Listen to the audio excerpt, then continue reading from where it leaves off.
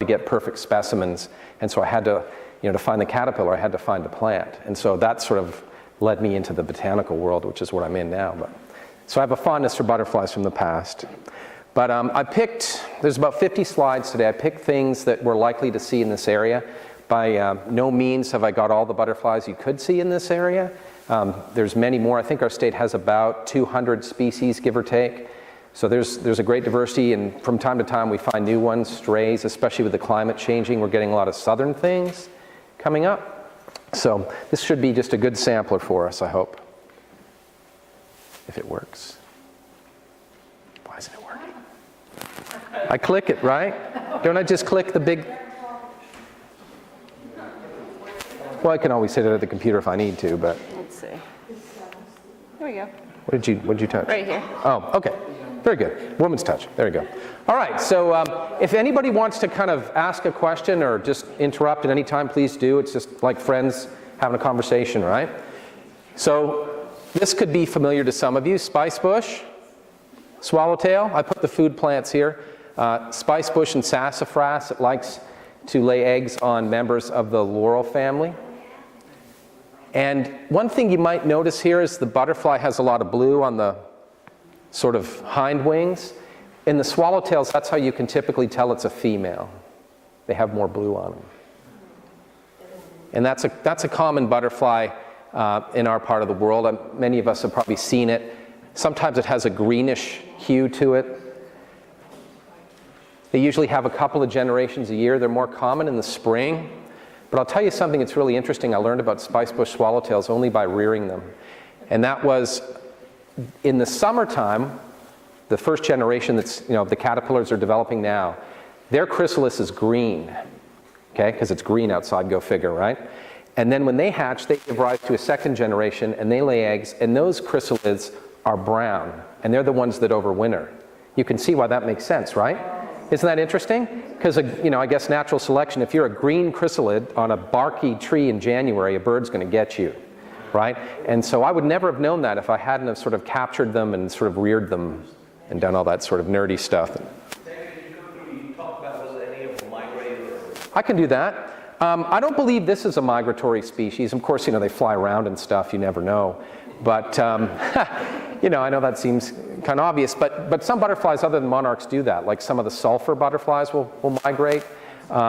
Certainly right now, painted ladies we're seeing, a lot of them sort of come up from Mexico and other places from the winter months. So there are quite a few that do. Yeah, and I've seen that. I've seen large sort of, I guess, flocks, if you like, swarms of sulfur butterflies at Point Pelee in Ontario, thousands of them going across. And they weren't monarchs, and that was quite something to see. But anyway. Yes. Yes, ma'am. I'm sorry. Yes.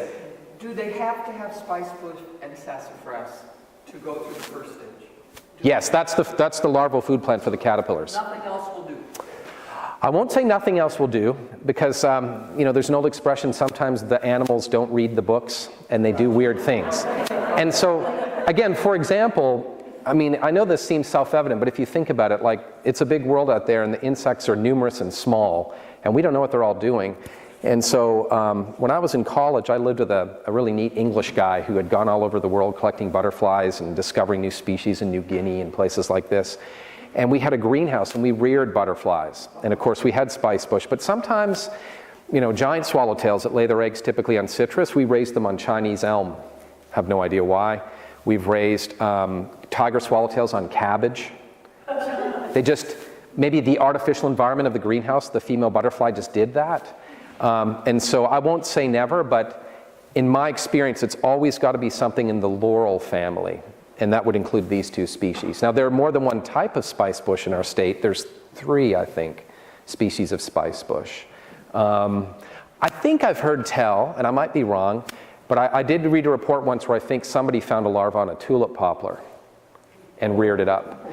And so I know that, I can't substantiate it, but it's an interesting thing to think about. But this is typically what they feed on. There's another picture. So what sex is this butterfly? It's a test. It's female. Very good. Very good.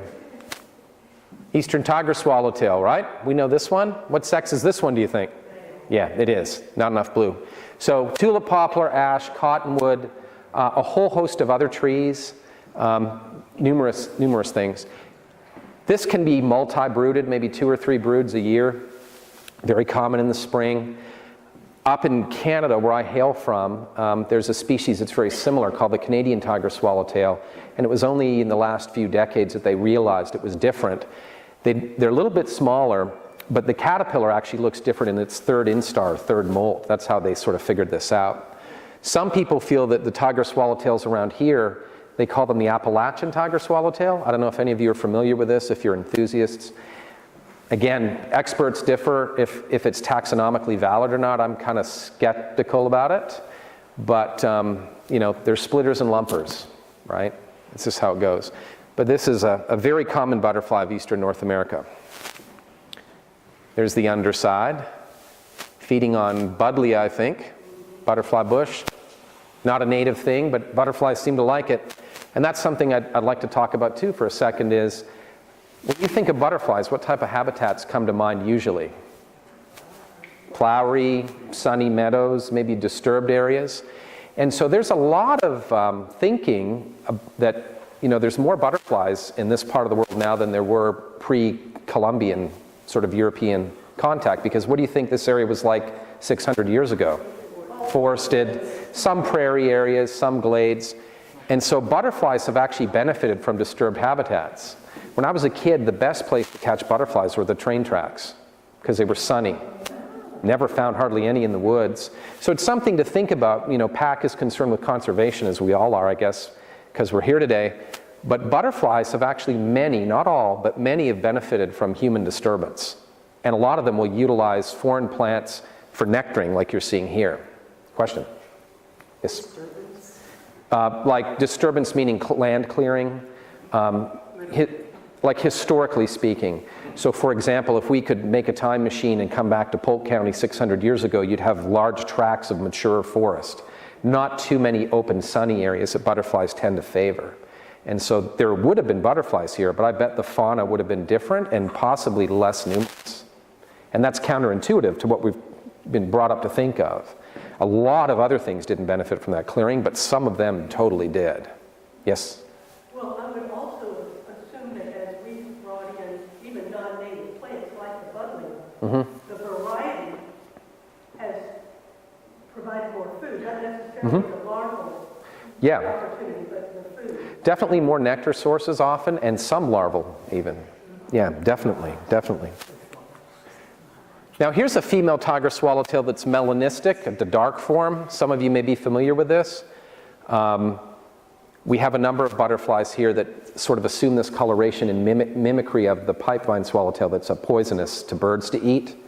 And so the red-spotted purple butterfly, the female Diana fritillary butterfly, female eastern tigers.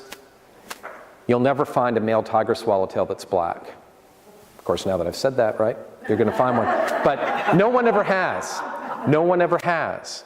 And so if you think about it logically, you know, a female tiger swallowtail, you know, she can have maybe 200 to 300 eggs inside of her. If you kill a pregnant female, that's 200 to 300 potential butterflies that are gone. If you lose a male, who cares? That's just one. Right. You know, one male butterfly can fertilize lots of females, right? So maybe in nature's sort of economical sort of way, it's the females that have, you know, ended up being the mimics, because it makes more sense. If you're going to protect a sex, protect that one, right? And so you'll see sometimes those. May I ask the color of the male? Oops, I'm going back, I think. The color of the male would be yellow. Thank you. Yeah, I'm sorry. Yeah, the males are yellow, and the females are usually yellow, but sometimes they can come dark, like that. Yeah, it's kind of neat. Now here's the pipevine swallowtail. These are the ones that truly are toxic for birds to eat. This is the undersurface.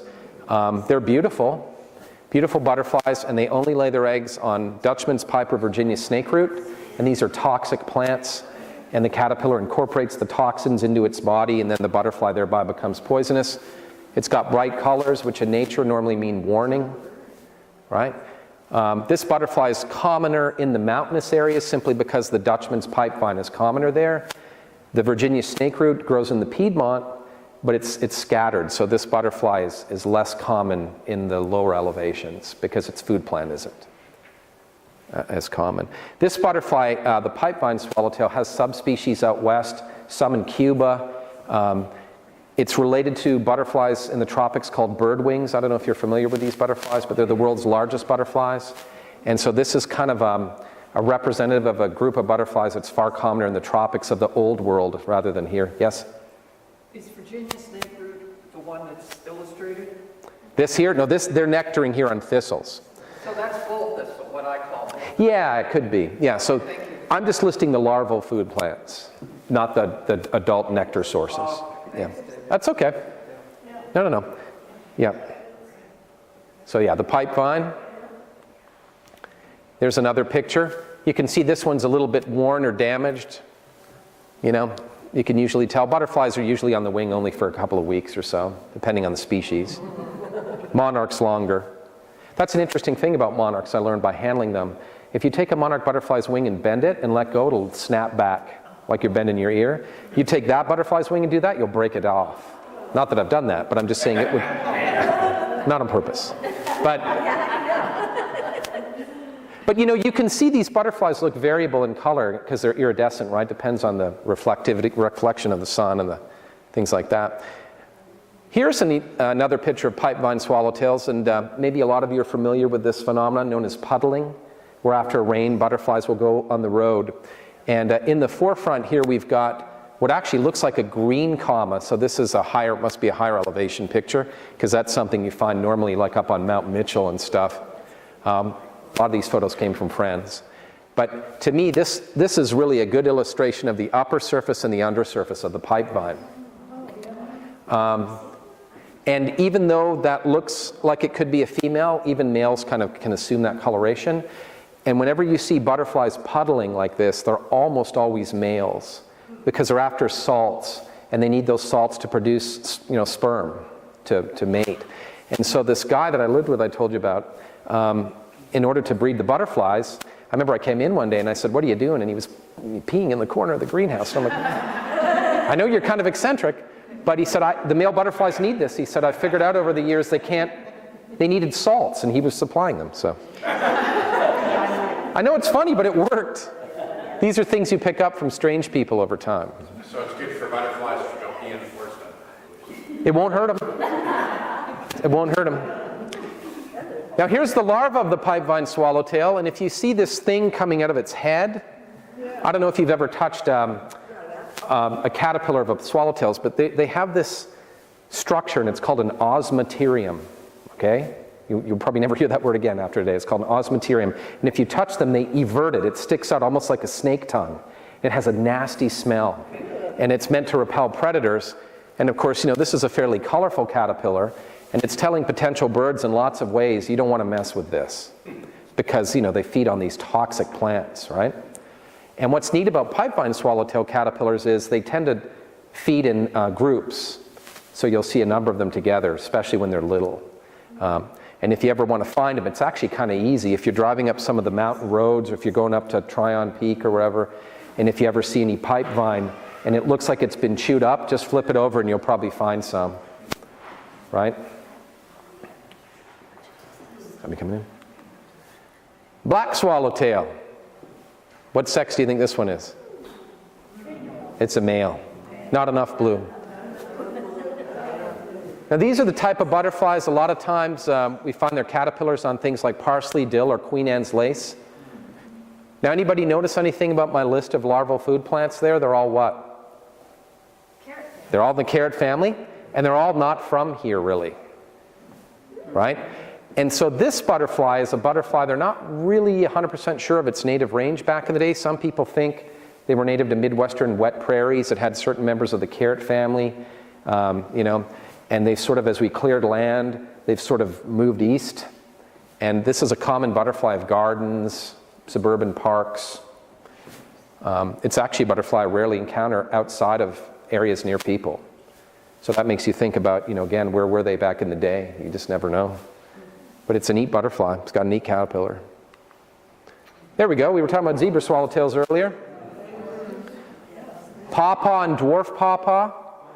So dwarf pawpaw is a species that typically grows on dry, acidic hills. And we do see some of that in Polk County and eastern areas. We have it here? Yeah, we would have it here. I've found it a lot around White Oak Creek area and Green River, you know, in the higher places. Regular pawpaw is bigger, tends to favor wet, you know, wet bottomlands.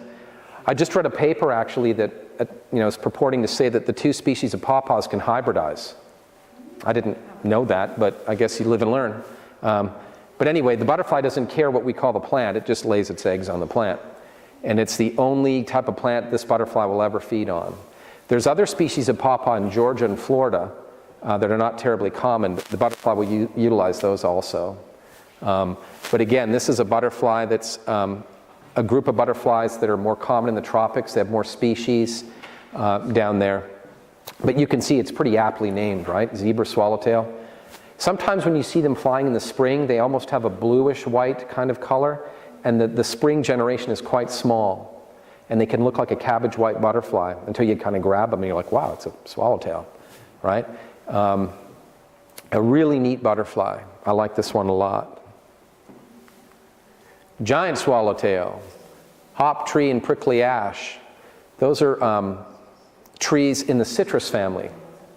This butterfly is rare in North Carolina, but it's a commercial citrus pest in Florida. They'll spray for this thing.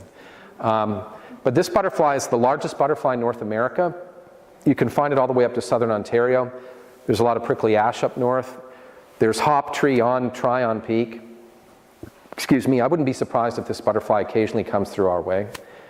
It's commoner at the coast because its food plants are commoner there, but there are colonies of the butterfly in Buncombe County, Alexander County, Caldwell County. You know, there very well could be some here. There's just not enough people probably paying attention. It's a beautiful butterfly though. What would be the downside where they would be trying to eliminate the population? The downside to, yeah, in other words, this butterfly's caterpillars love orange trees. Okay. And so when they go to Florida and they see an orange grove, they're like, jackpot. And so they're a pest, they're a nuisance, they're common down there, and so they'll spray for them. Whereas up here, when we see them, we're excited because they're rare. But in a global sense, this butterfly is in no way endangered. None of these so far are. They're quite common. But we're still on the swallowtails, right? There's a swallowtail caterpillar. What does that look like? Looks like a bird dropping, doesn't it? Yeah, so that's another way this sort of coloration, you know, they protect themselves because birds won't eat that, right? When they're little, the giant swallowtail caterpillars sit right up on the leaf, right in the middle of the leaf, like a bird dropping. That's something caterpillars typically wouldn't do. It's a dangerous thing to do. And as they get bigger, they end up lying, they'll sit on the trunk of the tree, and those splotches kind of almost look like some of the splotchy pattern on prickly ash and stuff like that. So it's amazing how cryptic they can be. Falcate orange tip. Larval food plants, members of the mustard family, especially toothworts. So in like March and early April, if you're in a sort of a bottomland area, this is a butterfly you'll commonly see. It's got a neat marbling to the underside. The male has an orange tip. And this term falcate refers to kind of the hook at the tip of the, falcate means hooked. If you look at the wing, it's a little bit hooked. This group of butterflies, this is kind of interesting because a lot of these butterflies favor dry, barren areas and stuff, but this particular species likes bottomlands where its food plants more common. There's the female, no orange tip. Same underside, same kind of hooked forewing, no orange tip. Very common butterfly here in the spring, one brood in the spring, so March, early April. Yeah, likes mustards. That looks to me like it could be maybe a lobelia or it could be something else. I'm not really sure.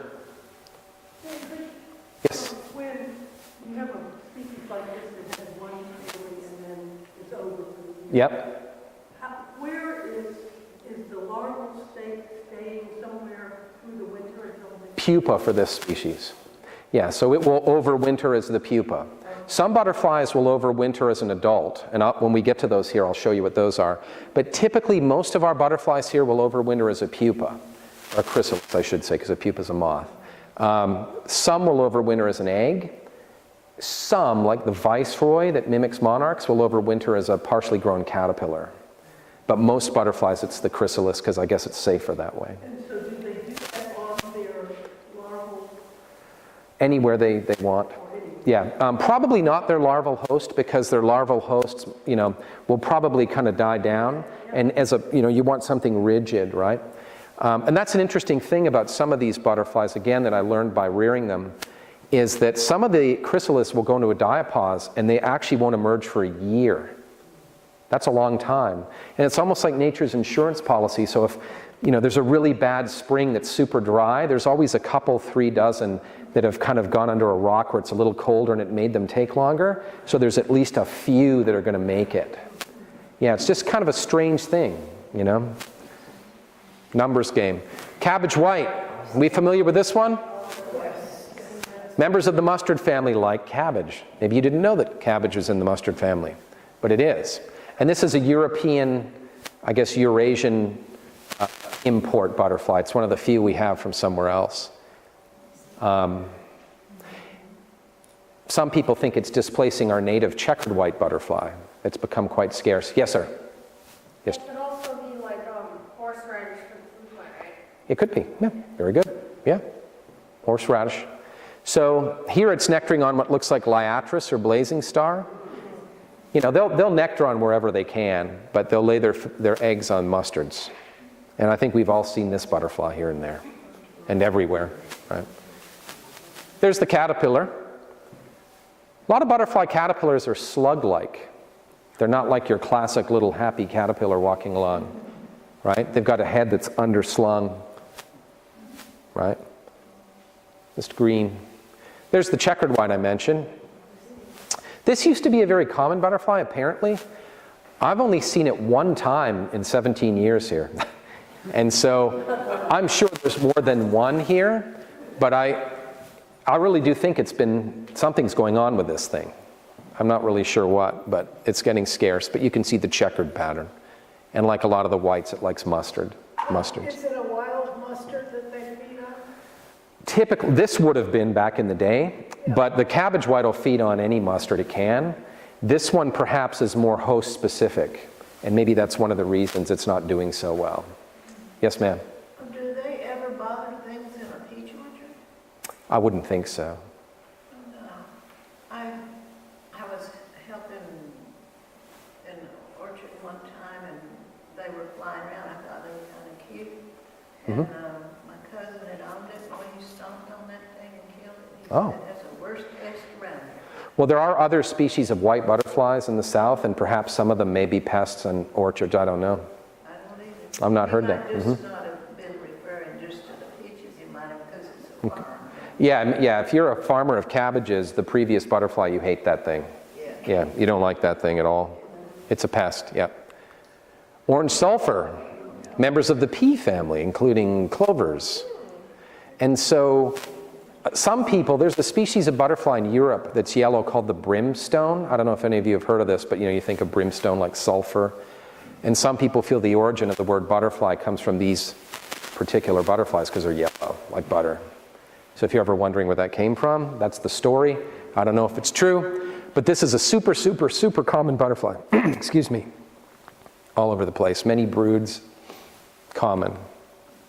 Southern dog face. Can you see the doggy face? On the top there is the little dark eye and think of a poodle's face. Yep. You can see it feeding there with its little proboscis getting nectar. Can you kind of see the dog face on there? I wouldn't call that a super common thing. I think it comes up here in different years.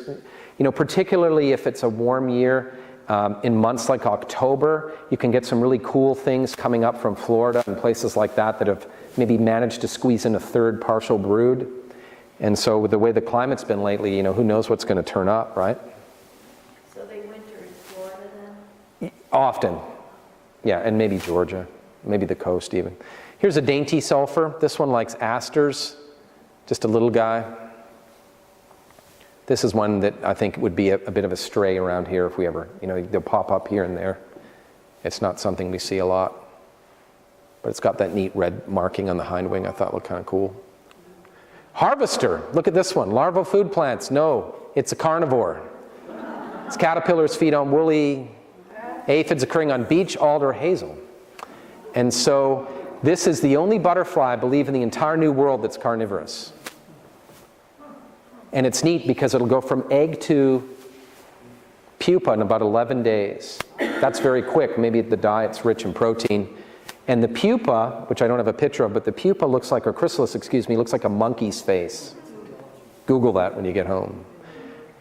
But whenever I see this butterfly around here, it's usually in low woods with beech. And if I find the woolly aphids, I don't know if you know what they are, but they're kind of white.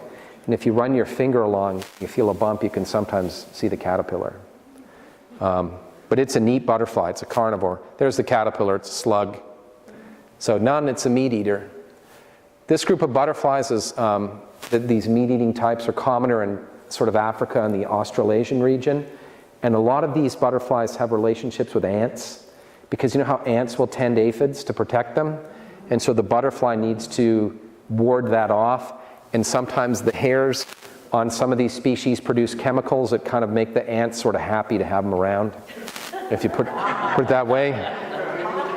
The ants kind of enjoy the imbibing this. So, I don't know. White M hair streak. So this is interesting because you can sort of see the M. This group of butterflies, the hair streaks, there's numerous, they're little guys. And if you look at the tail end, you see how there's like an eye spot in the little tail? Little black things? When they're feeding, they'll sort of move their little tail almost like antennas. Any guess why? Distract. So if a bird's going to hit them, it might have a 50-50 chance of taking the hit to the rear end rather than the head. So the story goes, right? This is a butterfly that's got a bright metallic blue upper surface, but I don't have any good photos of that. The way to identify hair streaks is often by their underside patterns. There's possibly a dozen species in our state, and you'll see these little guys zoom in. They zoom around pretty quick and then they stop, It's hard to follow with your eye, but this is a particularly beautiful one. It's interesting, it feeds on oaks as a caterpillar. Oaks are very abundant in our state, but the butterfly doesn't seem to be. And it might be because it has a relationship as a caterpillar with a certain type of ant. There could be a mystery going on, we don't know. It's not endangered, but it's not common. Great purple hair streak. This one's beautiful. It's got a very nice upper side. Larval food plants are mistletoe. Yep. And mistletoe is just a kind of cool plant anyway, right? Yep. So that's multi-brooded, and sometimes you'll find them well into early November. It's commoner sort of by the coast because the mistletoe is commoner there, but you can find, it'll be in Polk County. Yeah, it'll be in Polk County. And here's the upper surface of a pin specimen. If I told you that was from the tropics, you'd probably believe me, wouldn't you? Look at that, it's great. Yeah. And that actually doesn't even do it justice. That's kind of faded. That's not even that great. But imagine metallic blue, really blue. Juniper hair streak feeds on junipers and red cedars. When I was a kid, we called this the olive hair streak. The easiest way to find it is to go to a sort of a bunch of red cedars and shake them, and then you'll see them fly. This butterfly is not rare, but you kind of got to look for it. And, if you're a person in a ditch shaking trees, I've had lots of interactions with law enforcement over the years. I really have. And usually when I explain, they kind of look at me like they feel sorry for me. Or there's something weird about me, which there's many weird things about me. But benignly weird. But yeah, it's just, that's the way you find them. That's the way you find them. King's hair streak. This is kind of cool. It only feeds on sweet leaf. And I found a population of these in Polk County last year as part of the work I'm doing in eastern Polk County.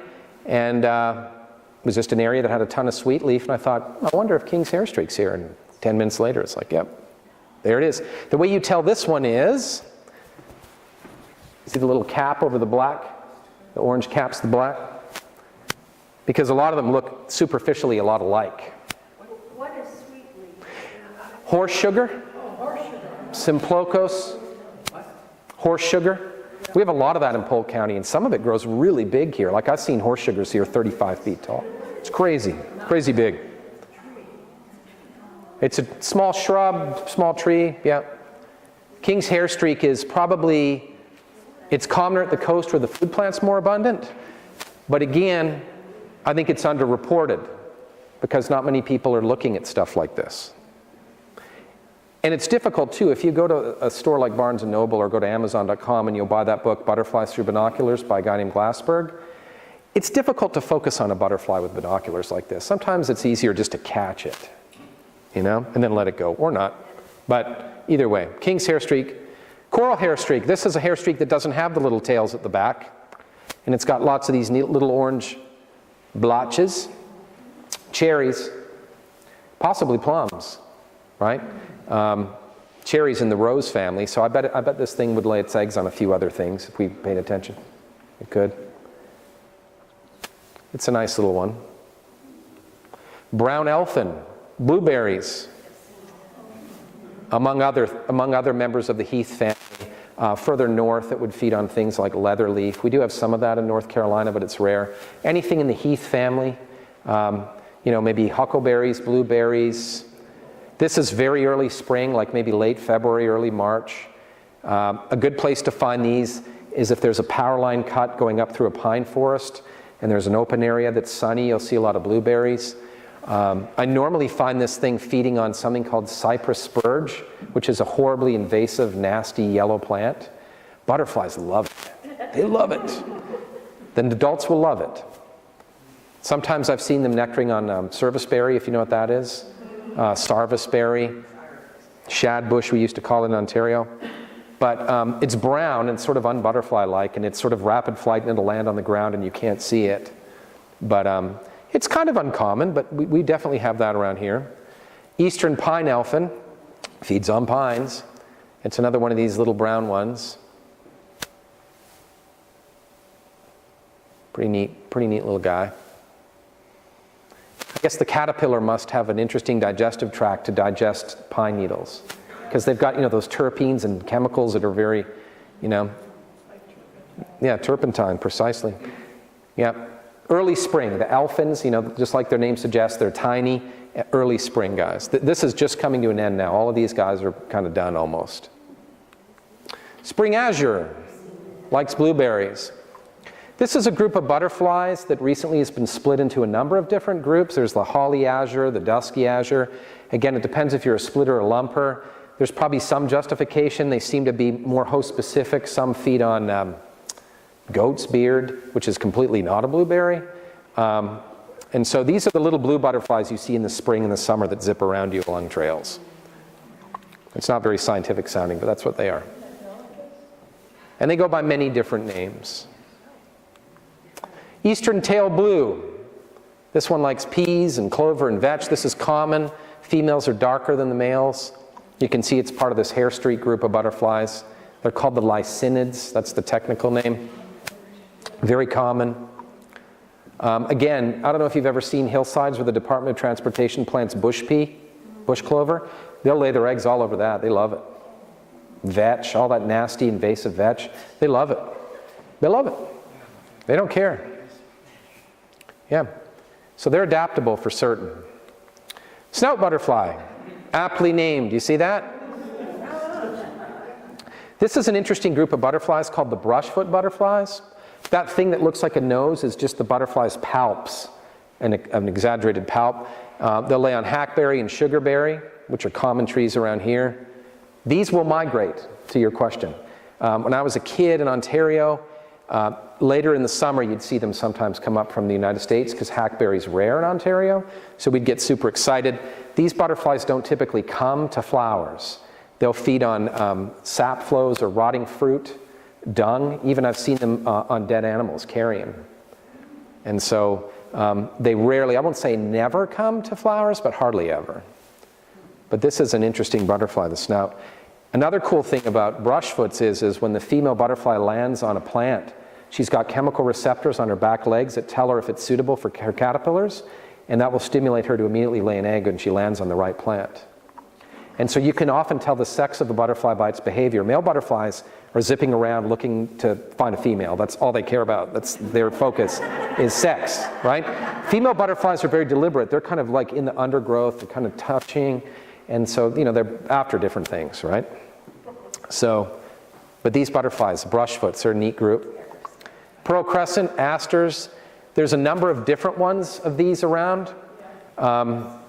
Some of them like black-eyed Susans, which is an aster. Some of them do flat-top white aster. They all look pretty much the same. They're small, about the size of maybe a nickel, a bit bigger. Very common. They're beautiful little butterfly. Many different kinds. Buckeye. Snapdragon, toadflax, plantain. Plantain is a weedy, crummy thing everywhere. Snapdragons.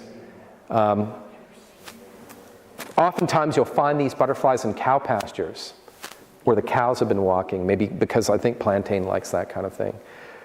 There's a number of these that are subspecies and different ones in the Caribbean and Florida and Cuba. So again, it's a representative of a more tropical group, but they'll go all the way up into Canada. They can't overwinter where it's cold, but they can maybe squeeze a generation in before they get killed off. But, aptly named, you can see the kind of eye spots, right? It's a beautiful butterfly. Southern pearlii, grasses. This is a butterfly you'll find deep in the forests. And it's large and it has a sort of a strange kind of flight that sort of just flops around. There's a number of these kind of butterflies. Some of them are called satyrs, wood nymphs. They have these fake eye spots, maybe to fool predators, I don't know. That's the theory. They're very dull in coloration, but they have a kind of a subtle beauty about them, as you can see. And the larvae feed on grasses. It's a neat one. Red admiral. This butterfly you can find all over the world, even in England, and it'll feed on nettles of various kinds. It's multiple brooded. It will migrate. It's a migrator too. A lot of these brushfoots are migrators. The buckeye is certainly a migrator. What's interesting about this butterfly is it feeds on nettles, and as you know, nettles are nasty, right? Stinging nettles. And so what I've noticed the caterpillar does is when it feeds on a leaf of a plant, the plant knows it's being attacked and it will crank out chemicals to try to kill the caterpillar. Some plants will do this, right? And so what the caterpillar does to minimize that is it'll go to where the leaf connects to the stem, it'll chew the vascular tissue just enough so that the leaf's barely hanging on. So the leaf is just still kind of green, and that way the caterpillar can ensure it's getting a fresh leaf, but minimizes the amount of chemical it's getting. I've seen that happen. Yeah. I've never heard of that in any book, but I've seen that happen time and time again. It happens. And so, I heard once, the oldest arms race on Earth is the battle between insects and plants. The plant's like, don't eat me, I'm going to kill you with chemicals. And the bug's like, no, you won't. And they just kind of do this. And some of those chemicals are called alkaloids, are the very same chemicals that we utilize in medicine, right? Like the bulk of our medicine, as you probably know, is from plants or synthesized from plants.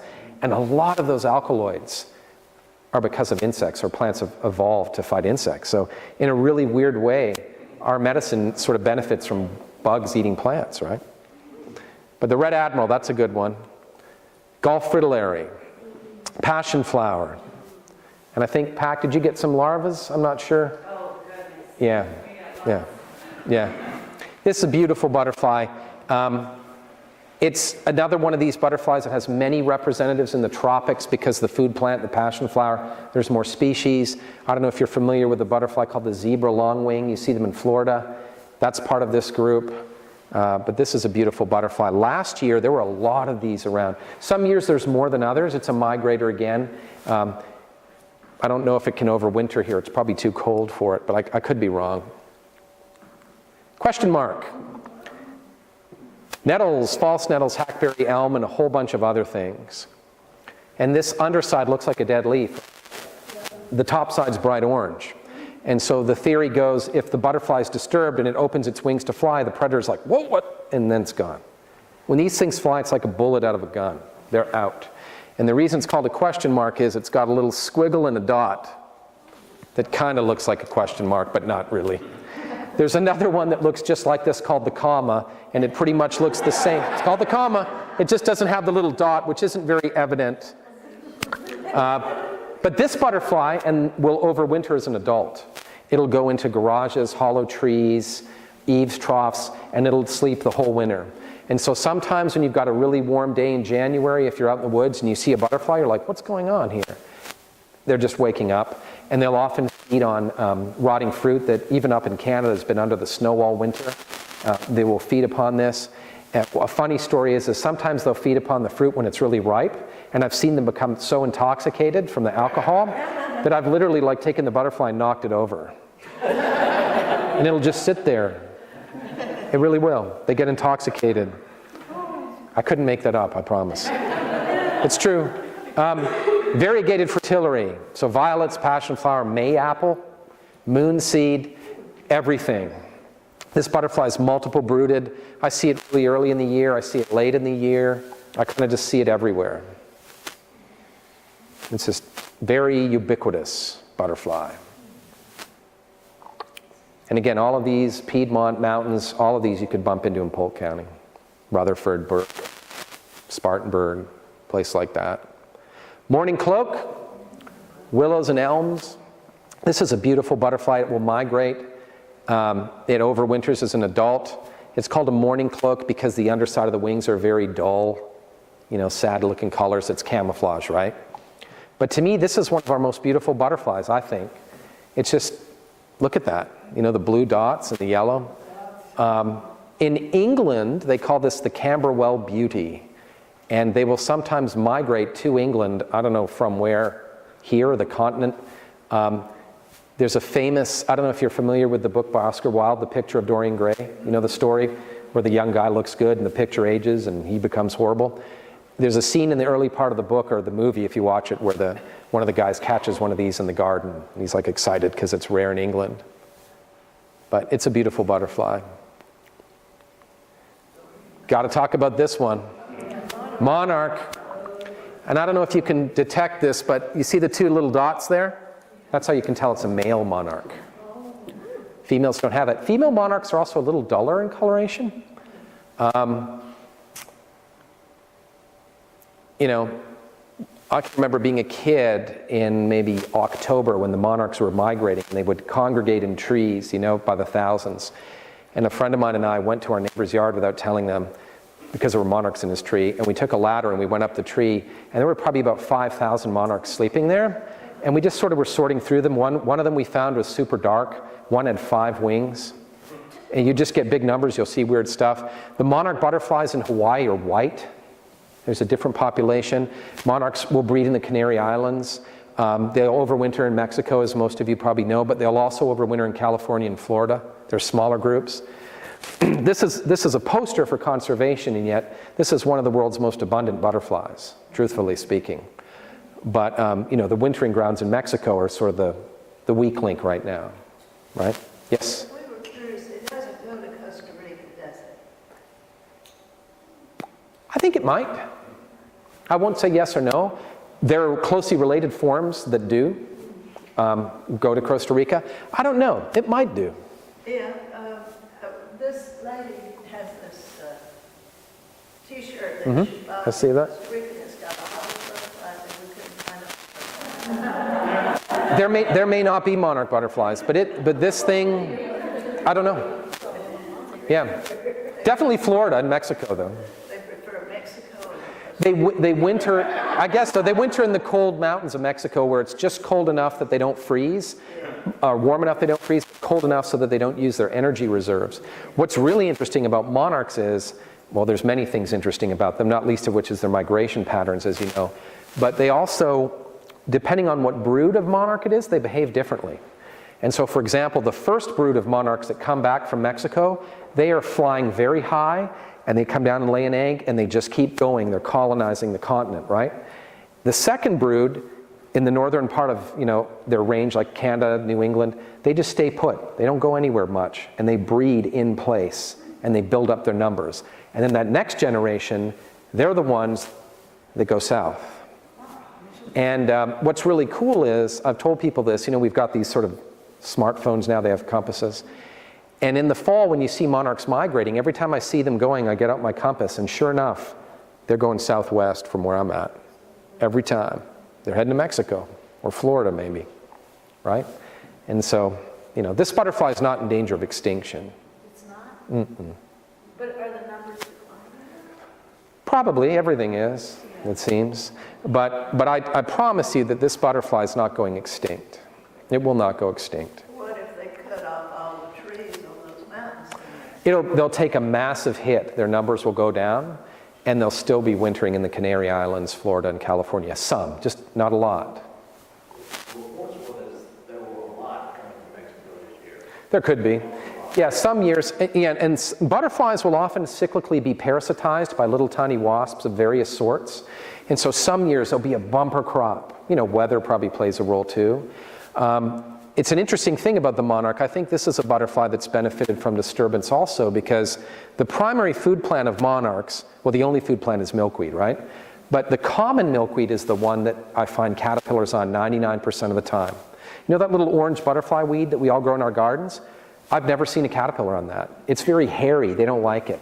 The adults will nectar on it. Butterflies love it for nectar. Caterpillars don't like the hairiness of it. And so common milkweed, nobody even knows what its native habitat was. I always find on railway tracks, highway right-of-ways, roadsides. So again, I don't know. In PAC starting last year, we got 4 or 5 different types of milkweed, and there was complete co-specificity to butterfly milkweed. So they were on it, Only on that. the caterpillars. None of the others, yes. Well, there you go. And that can happen. Weird, I guess. I believe you totally. But in my experience, for what it's worth, I've never seen it. I'm sure it happens. That's kind of cool that you saw it. But common milkweed is the one that they seem to like the most. Now, having said that, this is a true story as well. One time when we were rearing monarch butterflies and we were running out of milkweed to feed them, we reared them on squash and they ate it. They didn't care. I know, it's crazy. They didn't care at all. So, I would leave you with a thought today later that butterflies are quite adaptable, which isn't to suggest we should go out and spray and cut everything, because a lot of other animals are not. But it's counterintuitive. It goes against the grain of what people will say. Certainly everything's sort of under threat these days, especially when you've got companies like Monsanto spraying things that are just killing everything, sort of non-targeted. But, I don't consider this butterfly in peril. There's other butterflies I'm more worried about than this one. Yeah. Well, there's obviously some way that the mother knows about the milkweed. Put it there. Tasting with the feet. Yeah. And once it's the larvae is starting to eat, it's eating it because it's there. Right. But if it were on another plant, as you say. That's a good point. Yeah, it's often difficult to switch a caterpillar once it's started eating something from one thing to another thing. But if the mother inadvertently laid the egg on something wrong, so to speak, then the caterpillar may just carry on. Speaking of which, sorry about that. There's the caterpillar. Most of us are maybe familiar with this thing. Bright colors, it's saying to birds, don't eat me because the milkweed has toxins in its latex, right? Yep. And there are butterflies at the coast of North Carolina that will come up here occasionally that are in the monarch family. There's one called the soldier. There's another one called the queen. And they're very similar. Not identical, but their caterpillars are quite similar. Red-spotted purple. That's another one that mimics the pipe vine. This one likes apple, cherry, hawthorn, sometimes willow. I think all of us see this often around here. It's got a couple of broods. The caterpillar looks like a bird dropping. And they're cannibalistic, actually. They'll eat each other. So I guess there is another meat eater.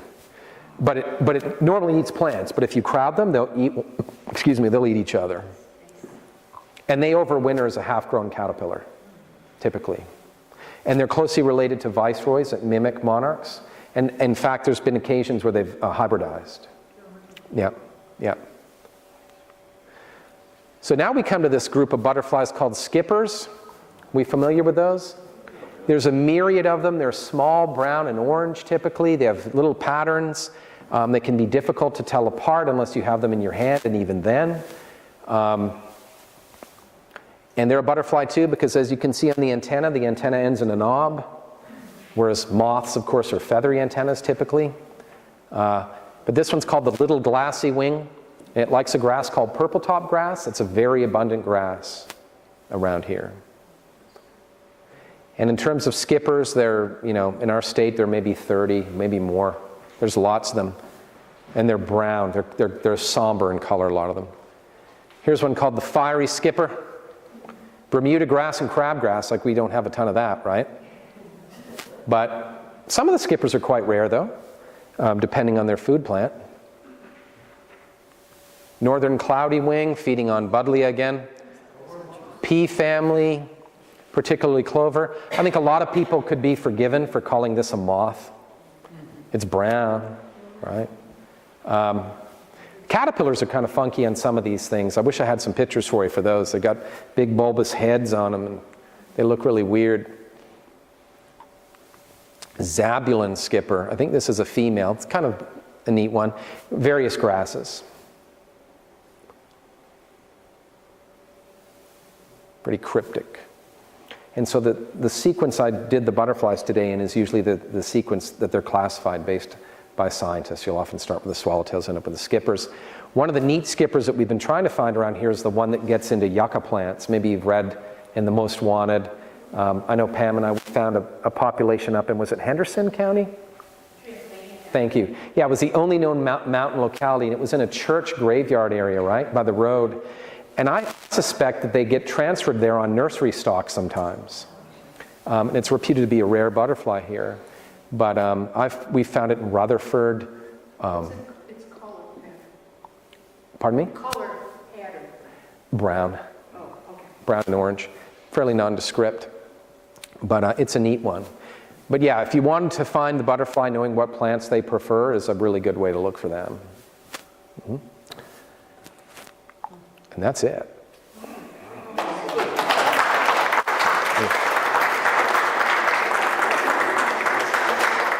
I could have gone on for 2 more hours because there's so many more, but it's supposed to be 45 minutes or an hour. Yes, questions? I have a one-time sighting on my deck of a small, skipper size, and it was the loveliest peach and lime green. Very small, about 2 or 3 inches. What might that be? Probably a moth. Yeah. Yeah. There's in North America, north of Mexico, there's about 700 plus butterfly species, but there's over 10,000 moth species. And many of the moths are beautiful. Like I know we all know about the Luna moth and some of these day-flying moths that look like bumblebees, but there's a rosy maple moth that kind of sounds a bit like what you're talking about. Yeah. Many, actually moths have some of the coolest caterpillars that turn into the most boring moths. Like you get this moth, when I was a kid, I'd get a moth caterpillar that looked so colorful, I'd be like, oh, it's gonna be awesome. And then it turned into this brown whatever. So, but caterpillars are cool, Any other questions or? Yes, sir. I was fascinated that I think that most of them had specific plants. Yes, sir. And there was very little overlap. The mustards and the clover peas were a couple spots. Yeah. But other than that, everyone seemed to have a very made up to a single plant. Yeah, and I think you find that within families, like with the whites, you saw a lot of mustards. With the sulfurs, they prefer pea. There are exceptions, and I think it just speaks to a common evolutionary origin. And part of it is too that mustards and peas and all these plants are quite abundant in terms of their number, and so it's a way for butterflies.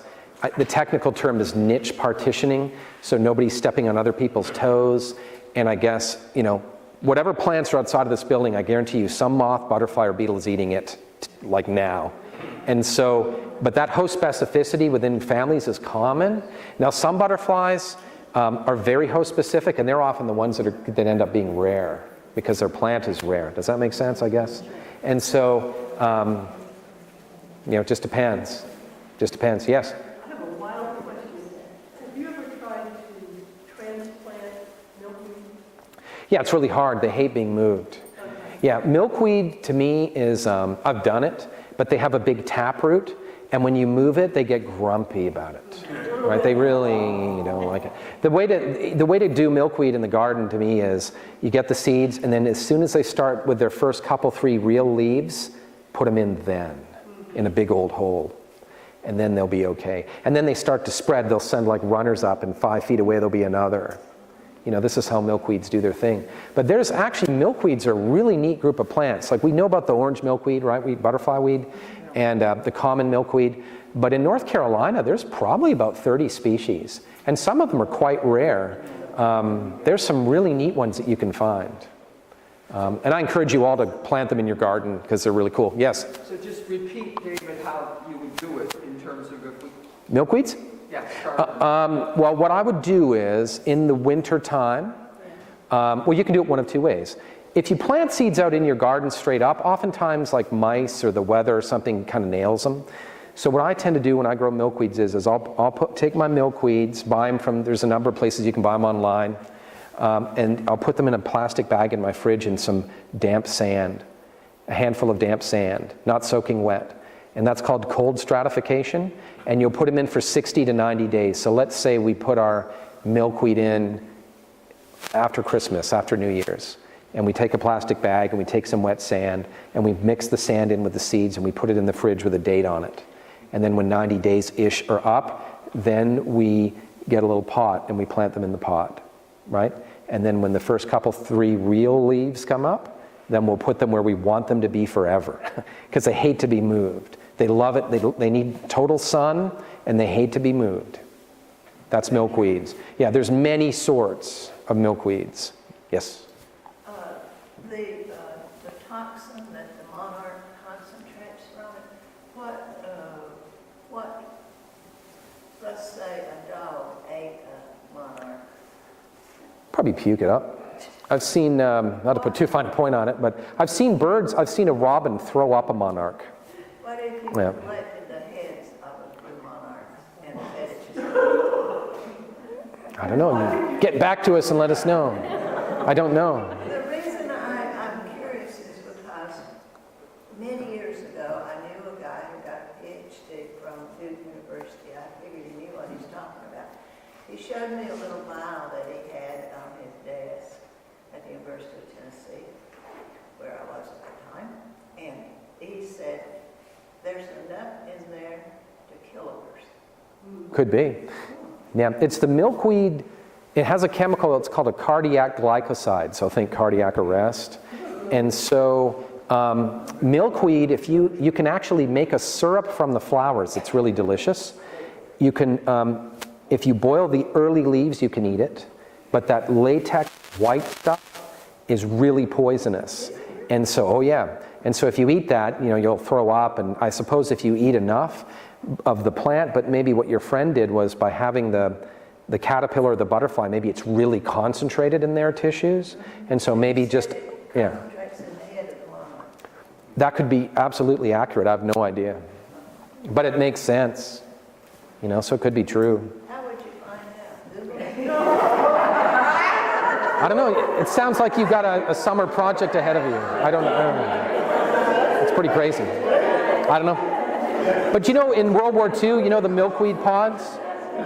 You know milkweed pods and how the little milkweed seed floats on the air? In World War II, they took the, because there weren't, I guess because the Japanese had overrun a lot of the areas that produced silk, they took a lot of the silk from the milkweeds, you know, the little seeds that they disperse, and they would make parachutes out of it.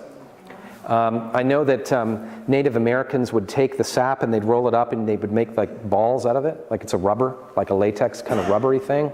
So milkweed's got a lot of uses. It's a really cool plant, I think.